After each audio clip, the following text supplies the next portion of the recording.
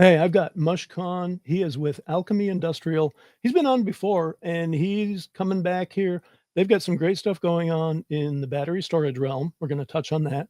But more to the point, he's going to talk some with me about things we have in common around our thoughts on American reindustrialization. And what better topic for getting toward the end of 2025 can we talk about? So Mush is here. Stay tuned. He'll be here in just a few minutes here on Manufacturing Talks.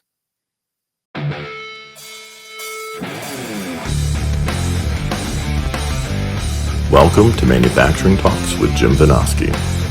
Industry has a million cool stories, and Jim talks to the movers and shakers who are making them happen. Let's dive in.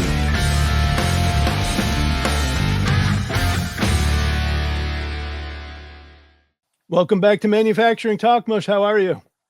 I'm doing great, Jim. Working hard, just like I think everybody else is in the country nowadays.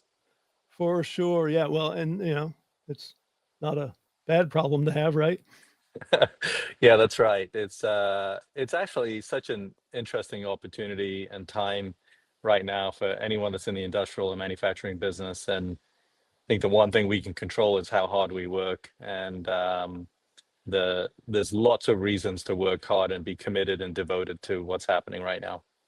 Yeah, absolutely. Yeah. And we're going to dive into some of that here in our discussion. Now, obviously, you've been with us before, so I'll include a link to that previous episode in the show description. But is there anything before we get started you absolutely want folks who are watching today to know about you, what you're doing? Yeah, so we're very focused as a company, as Alchemy Industrial, on reshoring the manufacturing of battery energy storage systems. Over the 2-3 years of doing this, we've really focused in on commercial and industrial customers, so behind the meter types of applications. So we're not selling residential, we're not selling grid scale battery systems, so C&I, for a few reasons. One, it's the market that I understand the most. Actually, I literally don't know anything else besides this market. But then the other thing is, with everything that's happening sort of in the macro area of electricity and power use, with data centers, EVs, electrification, our view is that behind the meter use is a sort of left out in the cold in some ways. And so Yep. we think it's a great way to participate in this reshoring of manufacturing in the United States and to provide power solutions for other people making stuff every day or other commercial accounts. So we're very laser focused on C&I accounts. Yeah, and I just find that fascinating. I do think that for various reasons, whether it's increasing challenges with keeping our grids reliable, for example, or just simple risk management. Mm-hmm. The fact is, we've all been through that experience where your plant goes down and you're losing loads of money with every minute. And it'd be a lot better to have that backup to keep things rolling until the power folks get their stuff back in line. Well, there's certainly that. I think we're all exposed to reliability of the grid, but also what's happening in the power world today is that not only is demand increasing overall, and we've all read the stories, but also the spikiness, I don't know if that's a real phrase or not, the spikiness of demand is increasing too. So what does that mean for a C&I customer? Well, you're exposed not only to sort of the net price increase of power, which is difficult to absorb, Right. but also depending on where you are, you have certain demand charges that you're faced with. And so for many people, demand charges or similar could account for 30, 40, 50% of your bill. Yeah. And so power is becoming more and more expensive. And so you couple that with reliability issues, then if you're a machine shop in Texas, or if you're a commercial bakery in Iowa, those power issues have to be addressed. And because as you know, Jim, if you're a machine shop owner or a commercial bakery owner, you actually don't want to ever talk about power. You want to talk about machining stuff or making incredible baked goods. But when power is not what you need when you need it at the quality that you need it, it really impacts your business. Well, are there opportunities that you see? I know I've had experiences where we've been asked to be part of load shedding. And, in my case, it was years ago when we didn't have a backup and it was literally, are you willing to take your plant down? But if you're if you've got that backup and you're willing to go without the grid supply for some time, I'm guessing there are places in the country where that can actually Yeah. lower your rates.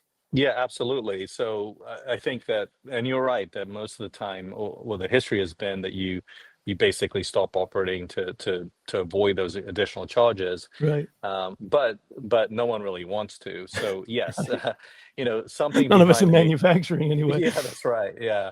The real solution is, whether it's battery backup or even combining it with traditional generation, like Yep. a natural gas generator or combined heat and power or whatever the case Yep. might be. That's really where the value of those solutions are now going up. So you can stay running when power is expensive from the grid or unavailable.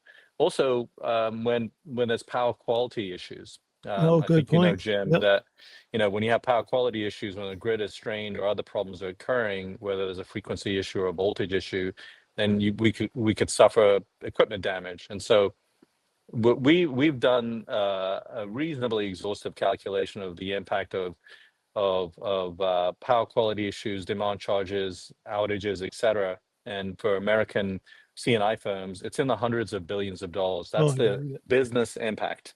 Yeah. Yeah, so it's less about whatever you pay on the bill. It is, what's the impact on my business? So while I'm a commercial baker in Iowa, I can't serve my customers, and so I lose that revenue. But I might also suffer some reputational damage that's very hard to get back because I couldn't Yeah. fulfill what my customer wanted. So the value of solving these power issues in today's environment, I think, is incredibly high.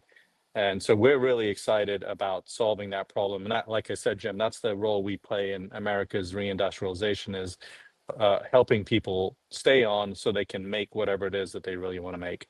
Yeah, and that's another great point about the power quality that even a lot of people in industry don't keep front and center is you can have a disruption in that quality element that doesn't take the hardware of your plant down. But again, too, we're all more and more relying on those computer systems that run Sure. everything, and they can be greatly affected by that quality disruption.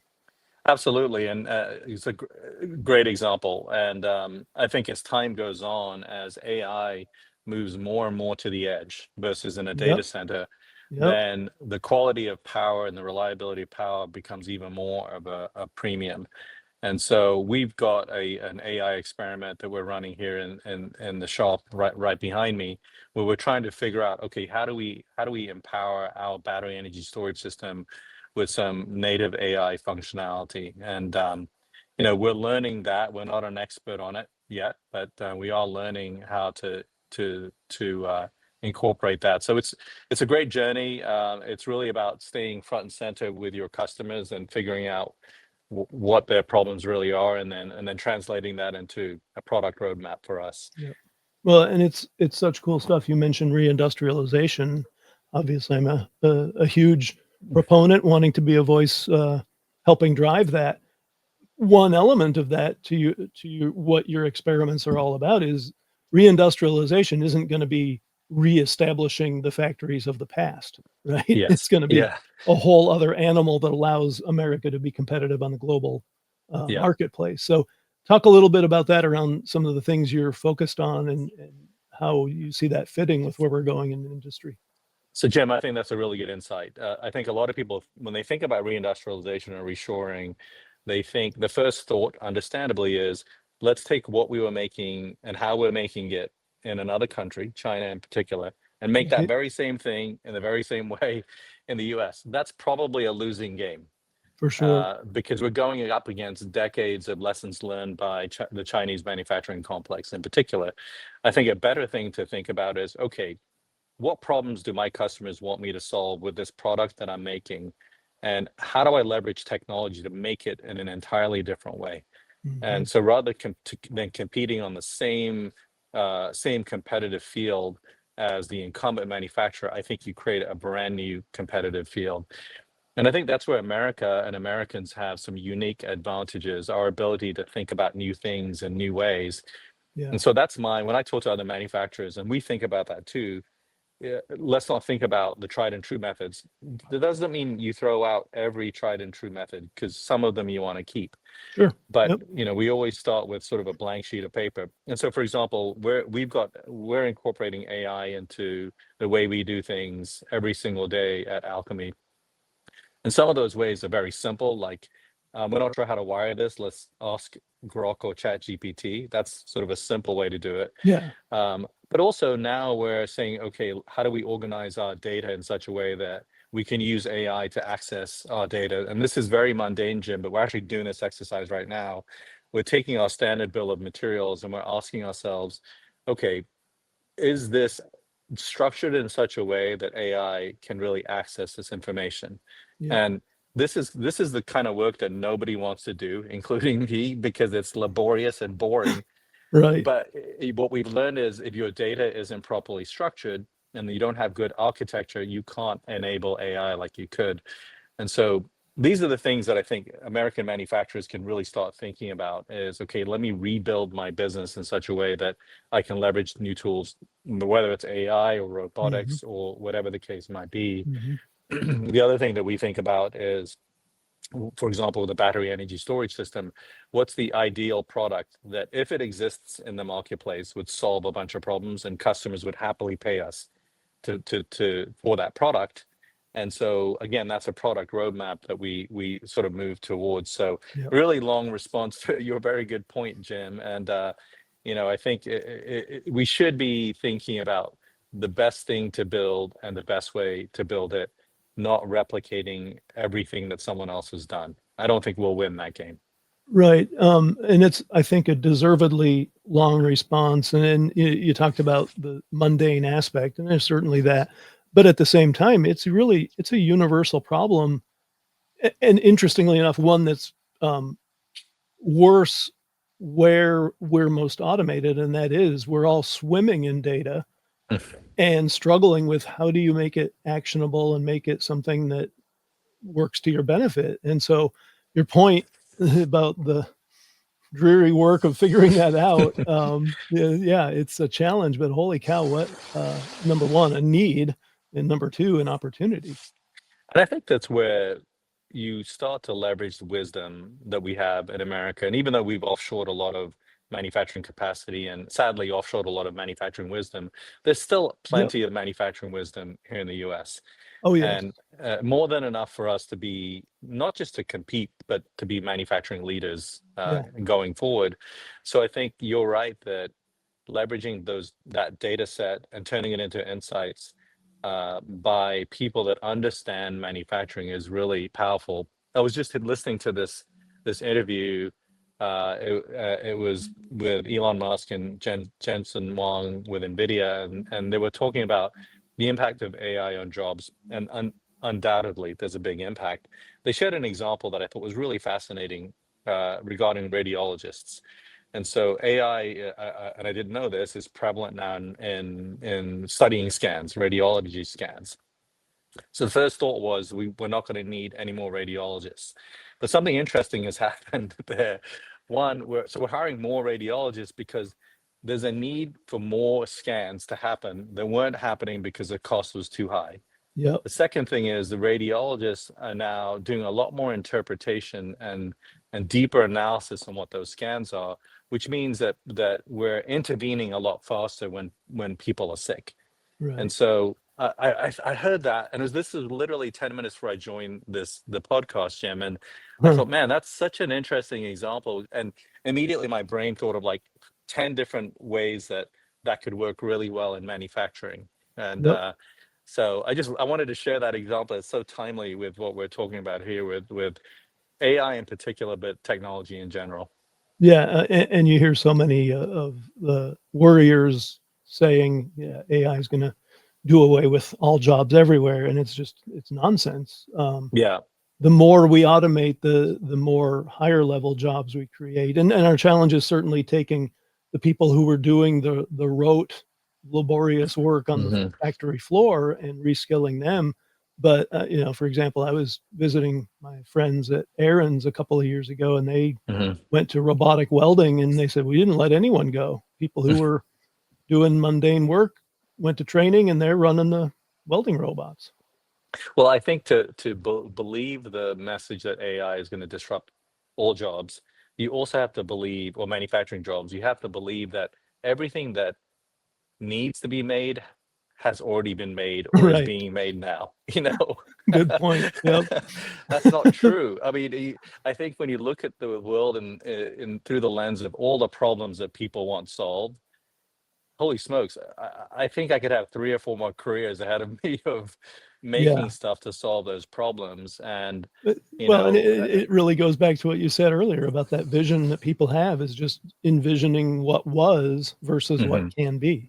that's right. Yeah. And so it's and none of what we're describing means it's easy. It's actually quite difficult. But that's okay. I think if we have enough manufacturing leaders in America, and I know we do, to take on these difficult challenges, I think that we've got such an incredible future ahead of us.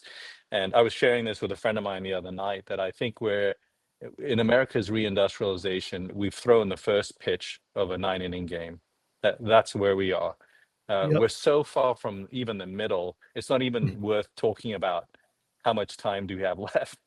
We've just, as I said, thrown this first pitch, and so it's an exciting time for manufacturing in America. And I know you see it all the time through all the work that you're doing, Jim. That there's some great people who are solving real problems out there. Absolutely. I'm just finishing up my next book, which is all about singing the praises of the unsung heroes of manufacturing. And Mhm, one of the big elements of it is taking from my previous Forbes work and greatly expanding on that to say, yeah, we've offshored big, huge chunks of what we used to do, and that's mhm, unfortunate. mhm. At the same time, yeah, there are absolutely phenomenal companies out there still making and doing and knocking it out of the park, who we should be celebrating, who we should be learning from.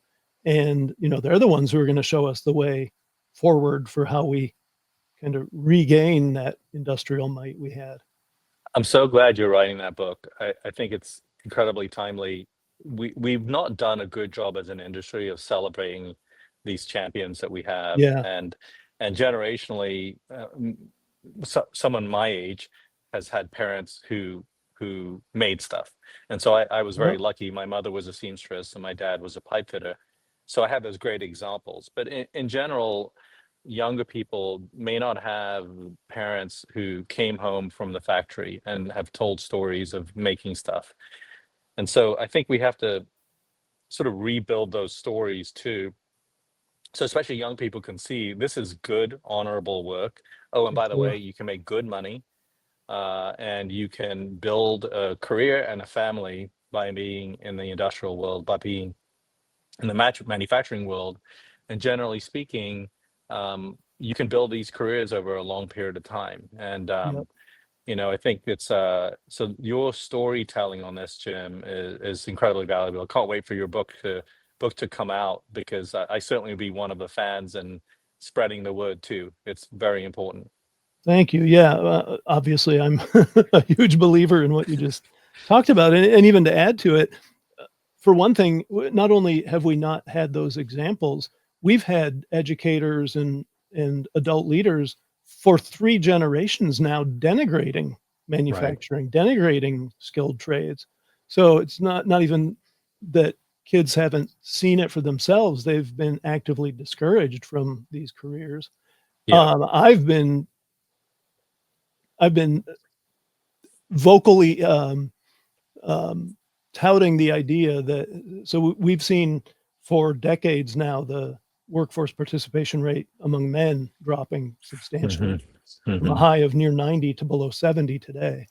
There's a great book Nicholas Eberhardt wrote about that.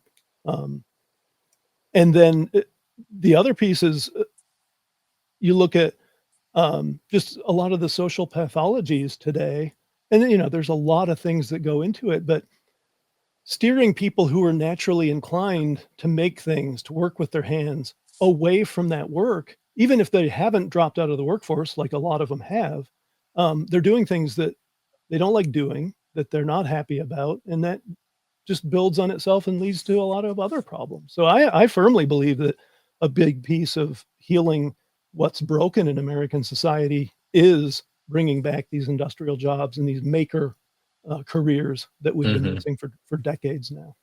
It's so true. We have a couple of young men who are working for us, 20-something-year-olds, and I'm 58, so they seem like babies to me. To me, but I hear you. so we actually just posted this on LinkedIn just this morning that in fewer than 90 days, our little team, led by these two young men, built an energy storage system. In 90 days, we built it. And it was not easy, and we made a lot of mistakes, and we worked our way through it. Some long hours, long days, long weekends. Yep. And I was telling them just a day or two ago, and I posted this on LinkedIn, Jim. Yeah, I'll Picture, look that up. yeah, picture one was of the empty space, and picture 3 or 4 was of the finished product. And I can tell how great they feel Hmm. that brought this thing into being. And Yep. things like coding, et cetera, those are legitimate, honorable professions too. But there is something different about bringing something physical into being that didn't exist, Yep. because it's really hard, Yep. and it's not intuitive sometimes. And these two young men in their 20s figured it out.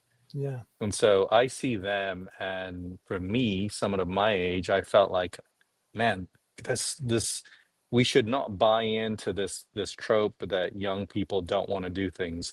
For If you give sure. them hard challenges, if you give them encouragement and help them as much as you can, they can do amazing things. I mean, Yep. look, 20-something-year-olds put the first man on the moon, for Right. God's sake. That's right. So we still have this DNA in our country to build incredible things with young people. Yeah. I referred to Kennedy's speech in a recent article when I said we should make it a national goal to regain the number one spot as the world's manufacturer. Agree. And Kennedy said when he rolled out the challenge of the moonshot, we do this not because it's easy, but because it's hard. That's right. I mean, Yeah, that's exactly what we should be doing. we should. And I it's, I love think, that. Yeah, I'll definitely look that up. I You think made me think of something I've been writing about. I'm Mhm. close to finishing another Forbes article about a company called Bandit Industries here in Michigan. They make wood chippers. Okay, so they do make those little ones, the little tow behinds you see around your neighborhood when there's Mhm. some branches to be cleaned up. But then they make a line called the Beast. These things will literally eat multiple trees at a time. Holy smokes. And you think about what's going on with the nation's forests, really North America's forests, um, having been neglected for so long and having all this dead wood that's built up over years and Yeah. years. And now the Beast is available where they can chip all this wood in a big hurry. Demand has shot through the roof. These guys had the ability, as they've developed the process to make them, to make 2 a month. Wow. With current orders, they needed to make 8 a month, and preferably north of that. Amazing. And they got with some folks out of Cleveland, some friends of mine I connected with on LinkedIn who introduced me to them, and they got a whole team of these guys. I mean, most of these guys have worked in this place for years and years and years, and they got them all together and helped steer some of their thinking around, okay, this is what to look for around bottlenecks and inefficiencies. And just over the summer, put together a focused improvement that without any major capital or staffing took them from like 2 to 4, so doubled. Amazing. Yeah. And then just with some additional staffing and some other minor tweaks without major spending, up to 15 a month. Incredible. I mean, That's and incredible. I love again, that like you're story. saying, the joy and the satisfaction and the fun that they all got out of Mhm. that was just so obvious. I had visited at the start of the process in June. I went back last month and talked to probably 12, 14 of these guys, and every one of them's just, Mhm. happy as a clam and so excited about what they did. That's the best It's just story. inspiring. Yep. Well, I think you mentioned it earlier about Kennedy's moonshot speech. In my experience, America, maybe all humans, but they respond to concrete positivity. So Right. you could say, hey, let's go get them, let's be great, etc. Okay, that's fine, but that's a bit like a sugar pill. It enters and exits your system very Yep, quickly. But if exactly. you say, let's be the world's leader of manufacturing, let's build 15 wood chippers a month, Yep. concrete positivity is really important. And I think that's the thing that focuses teams, it rallies teams, and especially if it's a difficult challenge. Just like our team took on the challenge to build a system in less than 100 days. And to put it in perspective, it takes bigger teams with a lot more money, 8 or 9 times the time to do what we did. Yep. But as I posted my LinkedIn post this morning, we didn't know that it was impossible. Exactly. And And yet, so, I guarantee you, in both cases, if you'd ask these guys up front, geez, do you think you can get to this point? They probably would have said, honestly, we're going to try, but yeah, yeah, probably that's not. right. And Probably not. yet, Yeah, to that's right. have done that, then, I Yeah. mean, that's another piece of just that inspiration and fun at your job is Mhm. accomplishing things that you didn't think would even be possible. So imagine this story about the guys making the beast or our little team here multiplied thousands of times across Exactly. America, and that it makes me like it humbles me, I think, to think about the potential that we have in this country Yep. to do incredible things. And I love the idea of being the world's manufacturing leader again, because we're not. I mean, we're not right We're now. We not. used to be. We used to be. But we can be, and I would say we have to be. It's Right. imperative. I agree. I've been diving in recently to shipbuilding and Mm, steel, two of the verticals that we've absolutely demolished mhm. willfully in our country. And if you just reestablish what's needed from a national security perspective, we'll be back on top. Mhm. Yeah, And so, exactly to right. me, it's really not for our well-being as a country. It's not even an option. I mean, it shouldn't even be questioned that that's where we need to go. Yeah, it is I think a question of national will, collective will, Yep. and I don't care where hoodies are made. Couldn't give a damn where a hoodie is made, Yeah. but I care where ships are made. I care where power components are made. I care where medicine is made. I mean, these are critically important to how our society functions. And so, and we can figure out how to meet all the cost targets that we need. And as you and I talked about a few minutes ago, uh, cost is really only an issue when you're making exactly the same thing as everybody else is making. Right. But if we're innovative in the way we deliver value, then yeah, it needs to be competitive in a sense. But there's a lot of headroom in terms of delivering something important. And on these kinds of critical products, we just have to do it. I don't think we have a choice. I don't think we can even consider not succeeding on these important areas of our country. Yep. Um, the one thing that I take as kind of the warning shot over the bow, maybe something you can expound on, you've got a much better international background than I do, Mm. is I look to Europe and even to Canada, our kind of natural peers on the geopolitical stage, and I see them, to me, actively committing economic suicide Mhm. with some of their policies and with their national direction. And I think,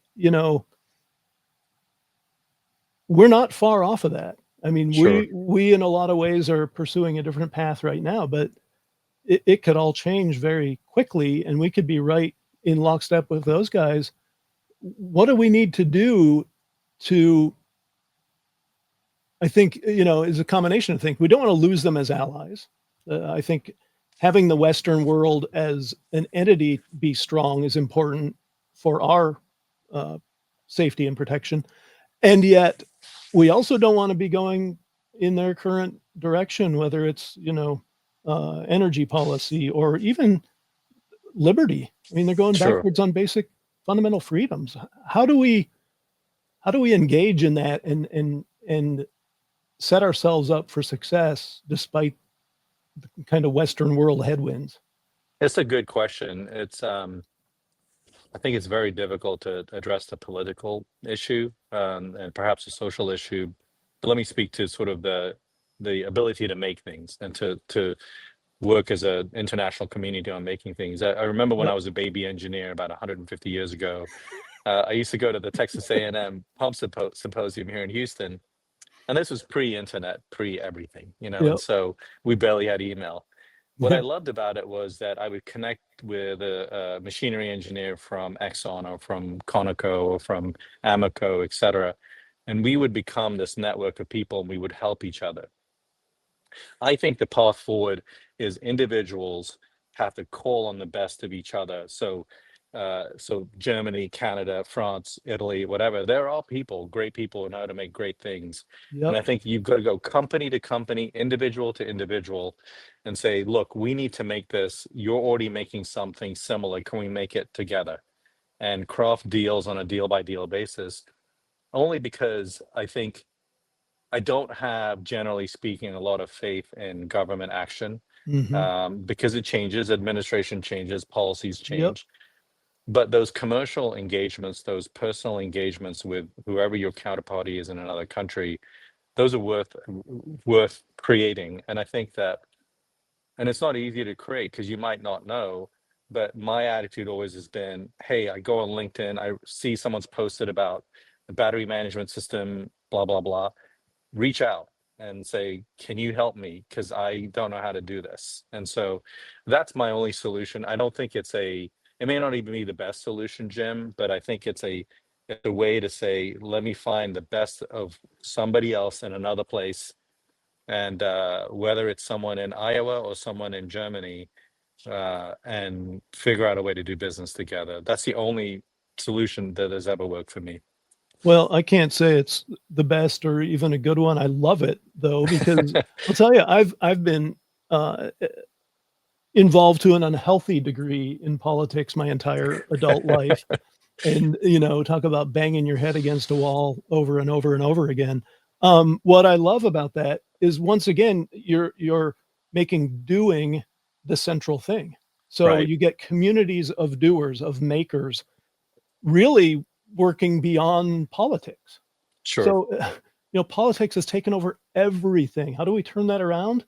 Ignore it. Ignore Yeah. politics. Get together with people who you are in a like mind about, with respect Hmm. to whatever you're making or whatever challenging manufacturing problem you're grappling with, and Hmm. come together on that. Don't worry about the politics. I love it. I That's think good. that's it. That's I'll give you a phenomenal. specific example in our business. So we really needed some help with some battery related issues, power control issues, and Mhm. I had a hard time finding someone here in America for lots of reasons, to help us. And so I found an engineer in Pakistan who has specifically is doing power conversions on cars going from regular internal combustion engines to EV powertrains. And these are typically, one-off kind of projects. These are someone really wants to turn whatever vehicle they have into EV for their own reasons. Yep, So, got but it. he was really good at power management as it relates to batteries. So he's been working with us for 6 months. And, in the beginning, it took a little time to sort of get the communication lines going. But now he's an integral part of our team. He's not an employee, but he's an integral part of our team. And he's helping Mhm. us move much faster than we would move otherwise. And so I think it's hard to build a scaled up manufacturing business relying on just that. But I Yep, think these are ways you can say, I need some help. Here's a guy 8,000 miles away in a different right. time zone, but it can be very helpful and we can Yep. help him, and so it does work. It can work. And my hope is it will always work with this guy. Well, that's inspiring. I love it. Believe it or not, we're coming up to the end here. Crazy. What haven't we hit on that you definitely wanna discuss I before we wrap up? I just say this, Jim, as a parting message is, it's based on individual action, in my view, that we as a manufacturing community can stitch ourselves together and build incredible things for our country and for the world. And if we're lucky, we'll have government support and government policy that can help us. We won't always have that, because political winds shift all over the Yep, place. right. But I think that just like your example with the guys building the beast wood chipper, Uh, I don't think any of these problems are beyond our ability to solve. So I would say find someone, even if it's in another company, another state, another country that is on a similar mission as you, and figure it out. Everything can be solved if we have the right brain power on it. Yeah, and I would add, I mean, you mentioned LinkedIn, which, I mean, to me, it's a gold mine, if only for the ability to reach people anywhere and everywhere. It's Right. amazing. Yeah, it Yeah, is. so Yeah, where that would have been nearly impossible a couple decades ago, it's, it's send right there. send a connection request. You're probably That's gonna right. be connected before the day is over. And I would say this to anyone that's struggling with a manufacturing challenge, then DM me on LinkedIn. I'm happy to help in any way that I can. I may not know how to solve a problem, but I can at least encourage them to keep going. That's awesome. Well, I mean, I cannot believe how fast this conversation went. It's We're always gonna great. have to do it again. We will. Yeah. So we're happy. I'm happy to jump on another episode down the road sometime, Jim, and love to hear your stories about what's happening in manufacturing. So keep going. You too. Yep. And we'll definitely do it again in the near future. In the meantime, folks, definitely connect up with Mush on LinkedIn and other social media. And yeah, let's get these communities going. Thank you for being Likewise. here. Yeah. Take care, Jim. Thanks. You too. Man, that was so much fun. It's so cool to hear Mush talk about all the stuff he's involved in, and some of the things he's thinking about that kind of march in lockstep with some of the philosophies we've espoused here. Great to have those reinforced, and to have some phenomenal ideas coming from him on American reindustrialization. So that was phenomenal. And if you liked this week's show, you're going to love next week's show, because it goes along the same lines. I've got Chuck Deasy. He is with a consultancy, and he's coming on to talk about when cost cutting in manufacturing might be doing you more harm than good. I know you think it's always good. No, it isn't. Chuck's here to tell us why next week. So tune in then. We're here every Tuesday. Tune in every Tuesday. We'll have a great show for you. In the meantime, I'm Jim Vinosky, signing off from Manufacturing Talks. So long.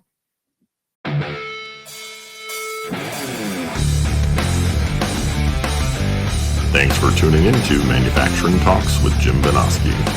Watch for new episodes dropping every Tuesday. And don't forget to like, share, comment, and subscribe.